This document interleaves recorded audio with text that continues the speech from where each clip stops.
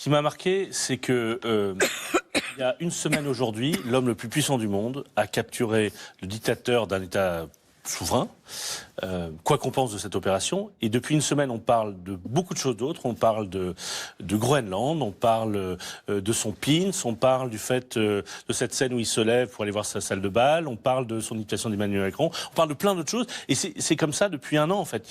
Il y a des choses spectaculaires et d'une certaine manière, il détourne notre attention en permanence pour aller sur d'autres choses qui peuvent paraître plus accessoires. Et on se laisse détourner notre attention. Et regardez, on est en train de le faire. Ouais.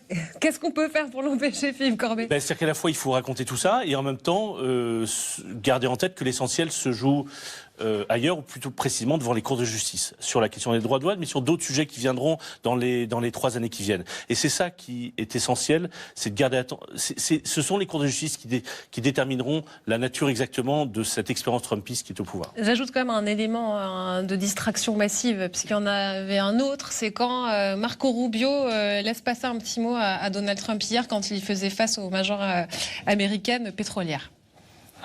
Très bien, merci beaucoup. Vous y arriverez d'une manière ou d'une autre. Vous allez tous très bien vous en sortir. Vraiment très bien, je pense. Marco vient de me donner un mot. Retournez sur Chevron. Ils veulent discuter de quelque chose. Allez-y. Bon, je retourne chez Chevron. Marc, merci Marco.